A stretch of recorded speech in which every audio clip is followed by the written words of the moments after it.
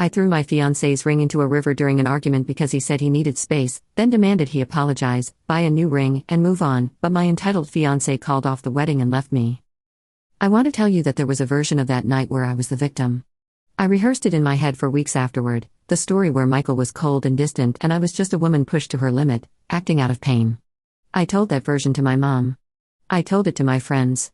I posted a carefully worded version of it on my private Instagram story at 2 a.m. and watched the sympathy pour in from people who only had my side. And for a little while, that version felt real. It felt like armor. But here I am, 8 months later, sitting in my childhood bedroom at 31 years old, surrounded by boxes of a life I used to have, and I cannot keep telling myself that story. Because the truth is I knew exactly what I was doing when I pulled that ring off my finger. I knew exactly what I was communicating. And when I watched it hit the dark water and disappear, some ugly, entitled part of me actually felt satisfied. Like I had won something.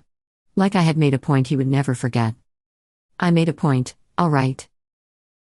Michael and I had been together for 4 years before he proposed. 4 years of what I genuinely believed was a solid, loving relationship. He was an engineer, steady and quiet and thoughtful in the way that used to feel like a gift and later, in the warped logic I developed somewhere around year 3, started to feel like neglect. He remembered things. My coffee order, the name of my childhood cat, the specific way I liked the blinds angled in the morning so the light hit the room without being harsh. He showed up. Not in the grand gesture way my friends' boyfriends sometimes did, not with flash or drama, but in the consistent, present, dependable way that I now understand is actually rarer and more valuable than anything I thought I was missing. He proposed on a Thursday. Not a Saturday at sunset, not during a vacation or a milestone moment. A Thursday evening in our apartment, after dinner, when I was still in my work clothes and my hair was pulled back and there was nothing cinematic about it at all. He just looked at me and said he didn't want to wait for the right moment because every moment with me already felt right, and then he got down on one knee and showed me a ring he had spent 4 months saving for. It was simple. A solitaire. Elegant and clean and exactly what I had described to him once, casually, during a conversation I had half forgotten. He had not forgotten. I said yes and I meant it, and for about 6 months, everything was fine. Then the cracks started. Or rather, then I started manufacturing cracks because something inside me had gotten restless and dissatisfied, and I did not have the self-awareness to examine why. I just knew that Michael was busy with a major project at work and less available than usual, and that my friend Danielle had just gotten engaged to a man who sent her flowers every week and planned elaborate date nights and posted long captions about her on Instagram, and that somewhere in the comparison between Michael's quiet devotion and Danielle's boyfriend's performative romance, I had started to feel cheated. This is embarrassing to write. It is humiliating to admit that I let Instagram aesthetics and my friend's relationship make me question a genuinely good man. But I am trying to be honest here because dishonesty is what got me to the river. Danielle was not a malicious person, but she had opinions and she shared them freely and often. She said things like you deserve to be chosen loudly, and if he wanted to, he would, and she forwarded me TikToks about emotional unavailability, love languages, and men who were comfortable rather than in love. She was building a case without realizing she was building a case, and I was a willing jury because I was already looking for evidence. I started picking fights. Small ones at first. Why hadn't he planned anything for our 6-month engagement anniversary? Why did he always wait for me to initiate certain conversations? Why did he seem distracted when we talked about wedding venues? I cataloged every imperfection and presented it to myself as proof of something larger and more sinister than the reality, which was simply that Michael was a human being going through a stressful period at work and still loving me consistently throughout it. He never raised his voice at me once during this period. Not once. He would listen to my complaints and respond with patience that I mistook for passivity. Looking back, I think he was doing the mature thing, the thing I was incapable of doing, which was choosing not to escalate. I interpreted his calm as not caring enough to fight for me. I was an idiot. A self-righteous, entitled, narrative-addicted idiot. The night of the ring happened 3 weeks before our wedding date. We had been arguing more frequently by then, and the arguments had a pattern that I can now see clearly was entirely of my own making. I would find something to be upset about, escalate it beyond its actual size, and then when Michael responded with measured frustration rather than dramatic devastation, I would interpret his measured response as confirmation that he did not love me the way I deserved. That night, the argument started because he had mentioned, carefully and gently, that he needed a weekend to himself. Not a break from us. A weekend. To decompress, to visit his brother out of state, to get his head right before the wedding. He had been working 60-hour weeks for 2 months. He looked exhausted in the way that goes bone deep. And when he said he needed a little space to breathe, he touched my hand when he said it and looked at me with eyes that were asking for understanding. I did not give him understanding. Something about the word space detonated in my chest like it was a code word, like it meant something Danielle's TikToks had told me it meant. I heard space and I translated it into I'm pulling away, and I translated that into he doesn't really want this, and within minutes I had constructed an entire architecture of abandonment from one reasonable request by a tired man who loved me. I told him he was emotionally unavailable. I told him that a man who actually wanted to marry me would not be asking for space 3 weeks before our wedding. I told him that I had spent 4 years watching him half show up and I was done performing gratitude for the bare minimum. He went quiet. The specific quiet that I had learned to weaponize in arguments, that I always told myself was stonewalling, but that was actually, I now understand, a man trying desperately not to say something he would regret. We were walking along the river path near our apartment. We walked there sometimes in the evenings. It had been a good place for us, once. I pulled the ring off my finger. I want to be precise about the sequence of events here because it matters. He had not threatened to call off the engagement. He had not said anything cruel. He had asked for a weekend. That was the entire transgression that led to what I did next. I held the ring out over the water and I said something like, "Maybe you need more than a weekend." He looked at my hand. He looked at my face. He said, "Don't." And I dropped it. Not through. I want to own the word correctly. I opened my fingers and let it fall, and we both watched it catch the light for 1/2 second before it hit the surface and was gone. The silence that followed was the loudest thing I have ever experienced.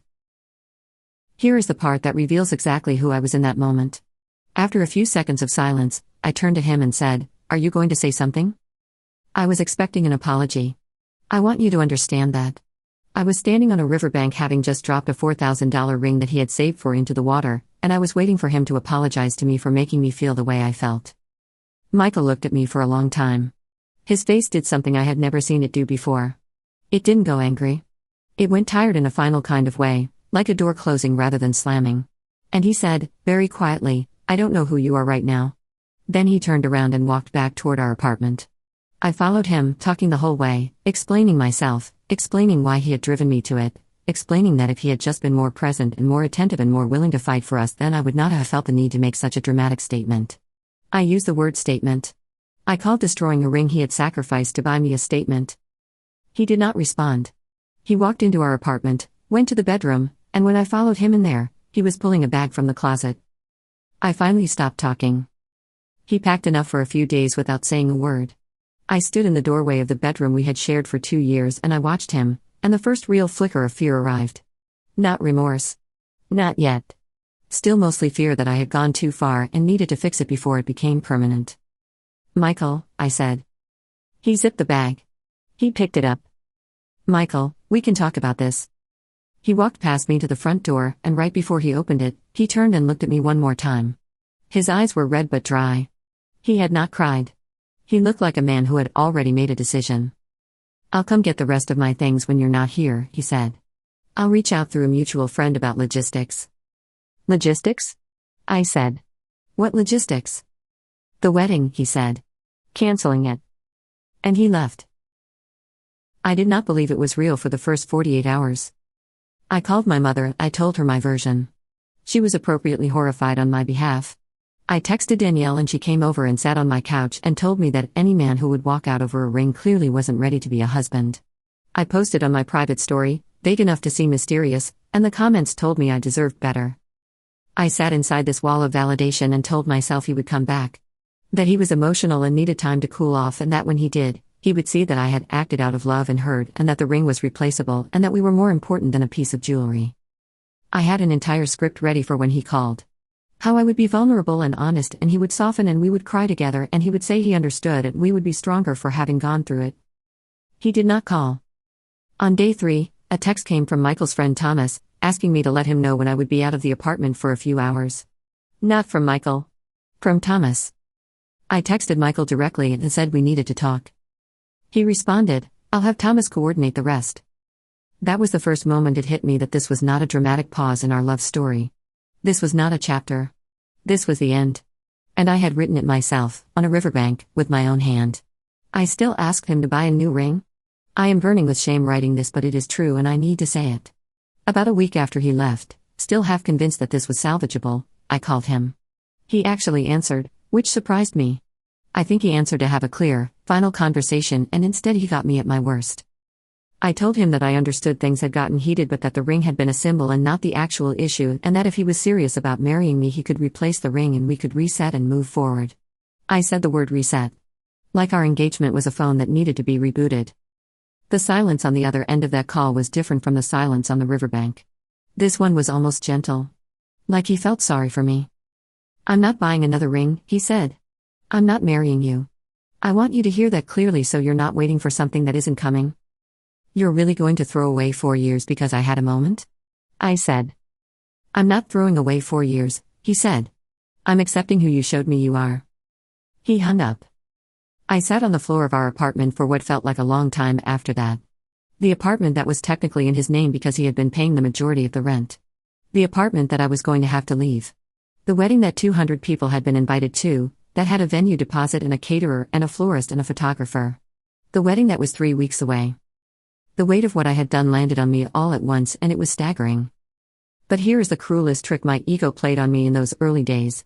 Even then, even under the weight of it, a part of me still thought he was the one who should be apologizing. It would take me much longer to dig that part out. The venue had to be notified. The caterer. The photographer. The florist. His family, my family, the 200 guests. Every single one of those phone calls and emails and texts was a fresh layer of public humiliation. His mother handled her side and my mother handled ours, and I sat in the middle of the collapse like a stunned animal while the life I had built was quietly dismantled around me. My mother asked me, privately, what happened? Really happened? And I told her my version again, and this time, hearing it out loud to a parent who loved me but was not Danielle, I heard the holes in it. I heard how he asked for space sounded when it was the entire justification. She didn't say much. She has this way of getting quiet when she's deeply worried about me, and she went very quiet, and then she said, "Sweetheart, you threw the ring into the river." "I know," I said. "You need to understand that that's what people are going to remember." She was right. And I had no idea yet just how right she was going to be. I still asked him to buy a new ring. I am burning with shame writing this, but it is true and I need to say it. About a week after he left, still half convinced that this was salvageable, I called him. He actually answered, which surprised me. I think he answered to have a clear, final conversation, and instead he got me at my worst. I told him that I understood things had gotten heated but that the ring had been a symbol and not the actual issue, and that if he was serious about marrying me he could replace the ring and we could reset and move forward.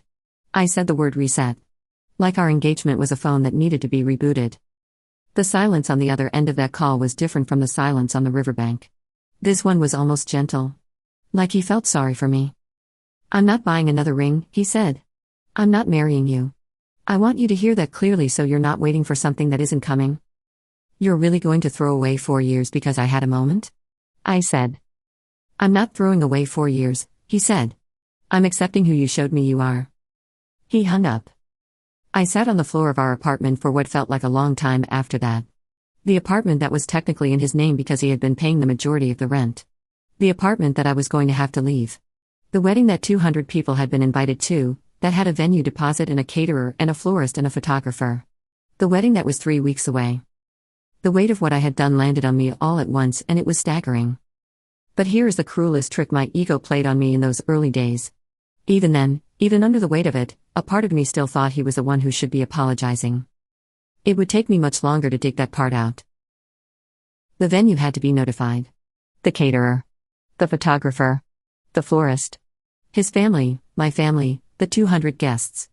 Every single one of those phone calls and emails and texts was a fresh layer of public humiliation.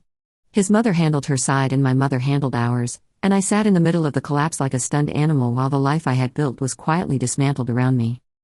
My mother asked me, privately, what happened? Really happened? And I told her my version again, and this time, hearing it out loud to a parent who loved me but was not Danielle, I heard the holes in it. I heard how he asked for space sounded when it was the entire justification. She didn't say much. She has this way of getting quiet when she's deeply worried about me, and she went very quiet, and then she said, "Sweetheart, you threw the ring into the river." "I know," I said. "You need to understand that that's what people are going to remember." She was right. And I had no idea yet just how right she was going to be.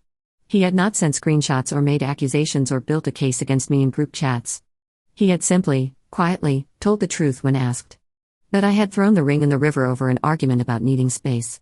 That when I called afterward, I had asked him to buy a new one and apologize. That he had decided the wedding was not something he could proceed with in good conscience. That was all. Just the facts. And the facts were enough.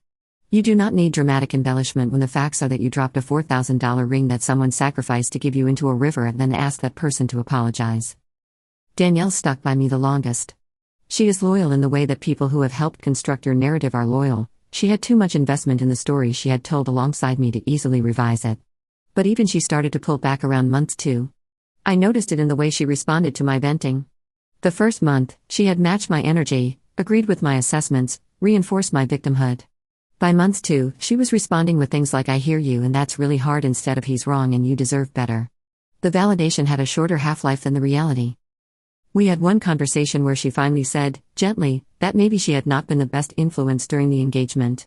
That some of the things she had shared with me, the TikToks, the conversations about what I deserved, might have pushed me in directions that were not healthy. She said it carefully and kindly, and I responded defensively, and we did not talk for 3 weeks after that. When we started talking again, something had shifted. She still cared about me. But she was no longer my co-author. The mutual friends who knew us both and tried to stay neutral eventually drifted toward Michael's orbit. Not because he campaigned for them. I think because being around him required nothing complicated, and being around me required navigating the ongoing wreckage of my self-justification. I was exhausting in my grief. I kept needing people to confirm that I had not been the villain, and the more time passed, the less anyone was willing to keep performing that confirmation. There was one night, about 3 months in, when I found out through social media that a group of our mutual friends had had a dinner together. Michael was not there, as far as I could tell. But I also had not been invited. I sat alone in my childhood bedroom and scrolled through the photos posted from that dinner, and I felt the specific, particular loneliness of being edited out. Of the group having learned to exist around the shape of me without including me in it. I had no one to blame for this. That was the part I was slowly learning to sit with. Work was its own battlefield. I had told some colleagues about the wedding when I got engaged. It is normal and human to share that kind of news with people you spend 40 hours a week with. Which meant that when the wedding was cancelled, the questions came. People meant well, mostly. They asked with concern and got my version and nodded sympathetically. But in a small office, a story has a way of completing itself over time. Someone who knew Michael's colleague. The fuller picture arrived in the way it always does, in fragments, in overheard hallway conversations, in the slight shift in how certain people treated me. My manager pulled me aside in month 2 and mentioned, professionally and carefully, that my work output had taken a noticeable dip. That I seemed distracted and she was worried about me. She was right to be worried. I was distracted. I was sitting at my desk replaying conversations and drafting text messages I never sent and refreshing Michael's social media to look for any sign that he was suffering even a fraction as visibly as I was. He was not posting much. What he did post was neutral. A hiking photo. A congratulations message for a colleague's promotion. Once, a picture of his brother's new baby with a caption that was so normal and warm and unmarked by the catastrophe of our ending that I cried for an hour at my childhood desk in the pale glow of my laptop. He had moved on. Not happily, maybe. Not without pain. But forward. He had moved forward and I was still standing on the riverbank.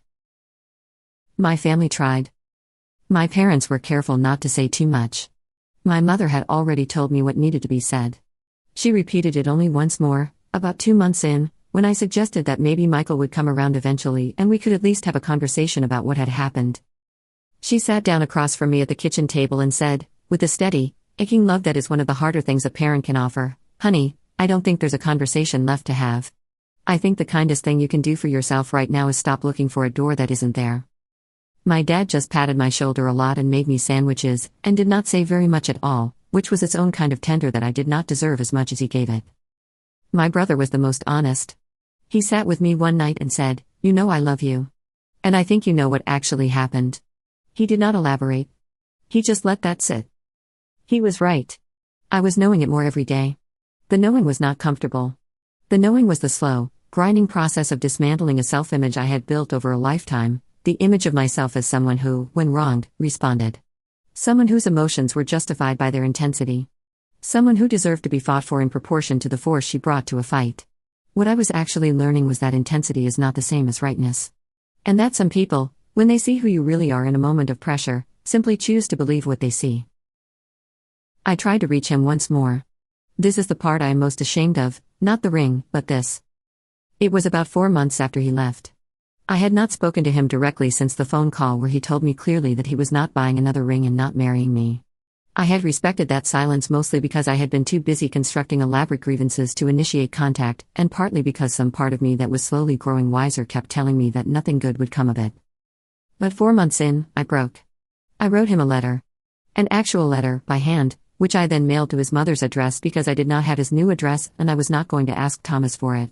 The letter was genuine. I mean that. I did not write it to get him back.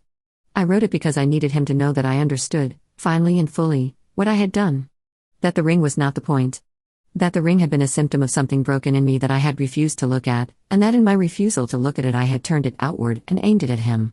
That he had not deserved any of it. Not the fights. Not the resentments I had nurtured on a diet of comparison and social media and friends who told me I deserved more when what I actually needed was to deserve what I already had. I don't know if he read it. I received no response. His mother, who had once referred to me warmly as her future daughter-in-law, did not acknowledge it either. I don't know if she forwarded it to him or threw it away or left it unopened on a counter somewhere. I will never know. The not knowing is one of the things I have had to learn to hold. There is a particular quality to the loneliness of being ghosted by an entire life. It is different from regular loneliness. Regular loneliness has edges. This kind is total. It is the loneliness of having been in a specific world, a world of shared rituals and inside jokes and plans and a person who knew the name of your childhood cat, and then waking up one day and finding that world not just gone but sealed. No door back in. Not even a window to look through. Just a wall where a life used to be. I thought about the wedding a lot in those months. Not because I wanted it back, not exactly, but because I kept circling the image of what it had almost been. 200 people. A venue with string lights over a dance floor. A dress I had chosen in December and that was now hanging in a bag in my parents' closet because I could not decide what to do with it. A future that had been real enough to plan and deposit pay and RSVP collect and then, in one night on a riverbank, had become nothing. I thought about his face when I held the ring over the water. The look that was not anger. The look that was something worse, something final, something that said he was looking at me and finally seeing the whole picture. I thought about the word don't and how simply he had said it and how I had not listened. The dress is still there, in the closet. I have not been able to sell it and I have not been able to throw it away. My mother does not push me on it. She understands, I think, that it is the last physical object left from that chapter and that I am not ready to be rid of it. Or maybe I am keeping it as a kind of penance. A reminder that hangs in a bag in a closet in my childhood home to tell me every time I open that door, this is what you had, and this is what you did with it. Danielle got married in the spring. She invited me and I went. I sat at a table with people I half knew and watched her dance with her husband who posts long captions about her on Instagram and sends her flowers every week, and I thought, with a grief that surprised me with its gentleness, good for her. I mean that without bitterness. She has what she has. I had what I had and I let it go over a word. Space. He had asked for a weekend. I am trying, now, to build something. Not a comeback, not a redemption arc, because life is not a Netflix series, and I do not get a second season where I emerge healed and worthy and ready for the love I should have protected. I'm just trying to be honest. To look at the specific mechanism of my own selfishness, and understand how it was built so that I cannot unconsciously rebuild it somewhere else. I am in therapy. My therapist has a way of asking questions that make me do the uncomfortable work of following my own logic to its source. She asked me once when I first started feeling like Michael was not enough, and when I traced it back honestly, it was not anything he had done. It was a feeling I imported into the relationship from outside. From Danielle's comments and the TikToks and the low-grade anxiety I had about whether my life looked as good as other people's lives looked online. Michael had not changed. My perception of him had been quietly colonized by a standard he never knew he was being measured against. And when he failed to meet that imported standard, I punished him. Over and over and finally, permanently. He deserved none of it. I do not look at his social media anymore. That choice took longer than I would like to admit, but I made it and I have kept it. Part of the honesty project is accepting that his life is no longer information I am entitled to. He gave me 4 years of consistent, quiet love and I spent the last portion of it manufacturing reasons to be unhappy and then, when he asked for one weekend, I dropped his ring in a river and told myself I was the wrong party. His life now is his. I lost the right to even curiosity about it on a Thursday evening when I opened my hand over dark water. I think about the women who might be reading this, wherever you are in your relationship, whoever you are. And I want to say something directly. If you have a man who remembers how you take your coffee and shows up every time and loves you in the quiet, consistent way that does not photograph well, and does not produce the kind of content that gets engagement. Look at him. Really look at him. Not through the filter of what your friends have or what the algorithm tells you that you deserve. Look at him as he is. Because I looked away. I looked at the comparison and the performance and the idea of something more cinematic, and in looking away, I did not see what I was doing to something real with my own hands, until those hands were empty and the ring was at the bottom of a river and the best person I ever had was walking down a path away from me without looking back. And the worst thing, the thing that wakes me up sometimes in my narrow childhood bed, is that he was right not to look back. He was right about all of it.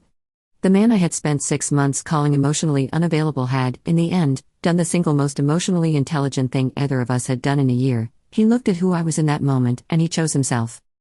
I did not know how to choose either of us. 8 months later, the ring is still in that river. I know exactly where it is, the curve of the path, the railing, the particular dark of that water in the evening light. I went back there once, a few weeks after he left, like I was going to find it. Like it would be sitting there waiting on the surface. The river doesn't keep things for you.